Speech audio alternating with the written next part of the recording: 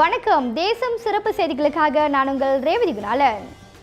இந்துக்களின் ஒற்றுமையை மேம்படுத்தும் நோக்கத்திலும் உறவை வலுப்படுத்தும் நோக்கத்திலும் ஒற்றுமைத்துறை துணை அமைச்சர் YB யுனேஸ்வரன் தலைமையில் தண்ணீர் பந்தல் ஒன்று அமைக்கப்பட்டது. ஒரு நாள் விடியும் இருளும் விலகும் அந்த நாள் வரையில் அன்பினால் இறைவா இறைவா.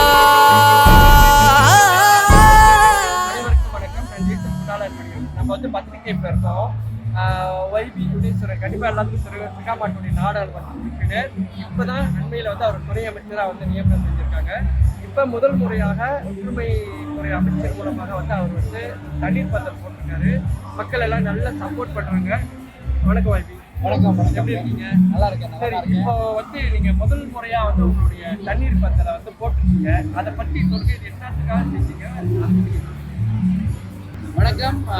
இன்னைக்கு நம்ம இந்த ஆண்டு தைப்பூசத்துக்கு ஒற்றுமைத்துறை அமைச்சர் மூலியமாக நம்ம தண்ணீர் பந்தல் போட்டிருக்கோம். இதோட நோக்கம் என்னன்னு சொன்னா, நம்ம மக்களோட மக்களாக இருக்கணும்.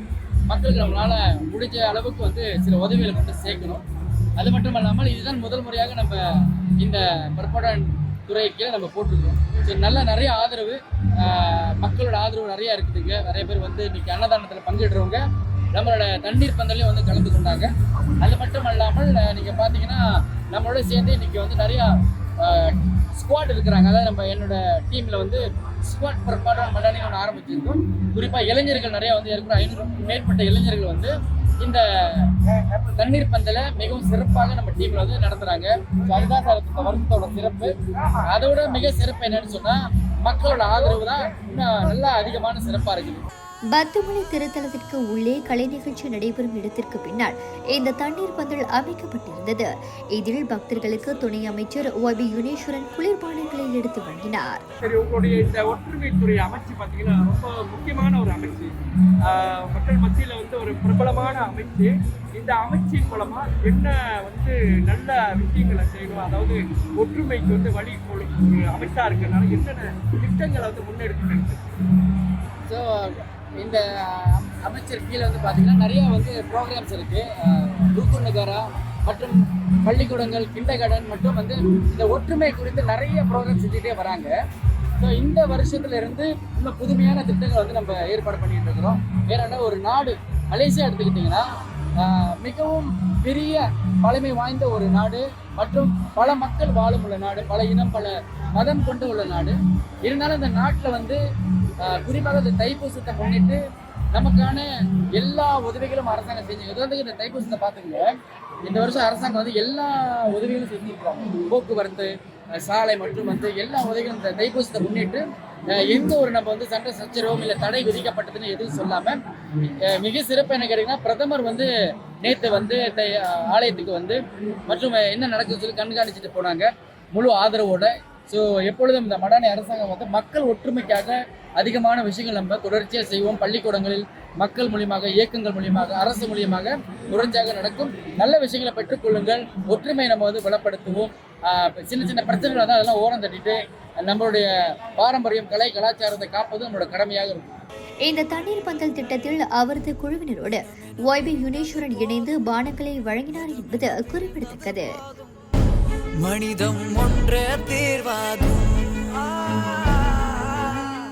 சரி, இறுதியாக YB, அதாவது பார்த்தீங்கன்னா தைப்பூசம் டைம்.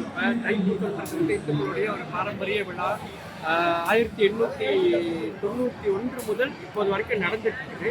இந்த தைப்பூசம் பார்த்தீங்கன்னா நம்ம இந்தியர்களை ஒற்றுமையை பிரதிபலிக்குது. இப்போ இந்த வேளையில் நம்மளுடைய இந்துக்களுக்கு என்ன ஒரு மெசேஜை சொல்ல வருது?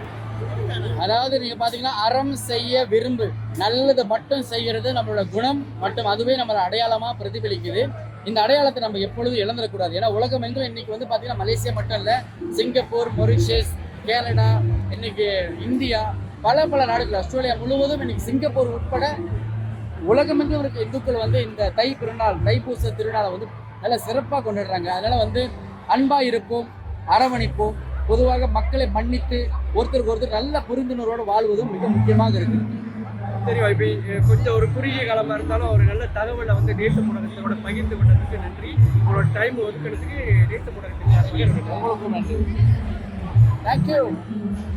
இத்துடன் இன்றைய செய்திகள் நிறைவடைகின்றன. மேலும் பல ஆன்மீக செய்திகளை தெரிந்து கொள்ள தேசம் டிவி மலேசியா யூடியூப், டிக்டாக் மற்றும் இதர சமூக வலைத்தளங்களை பின்தொடருங்கள்.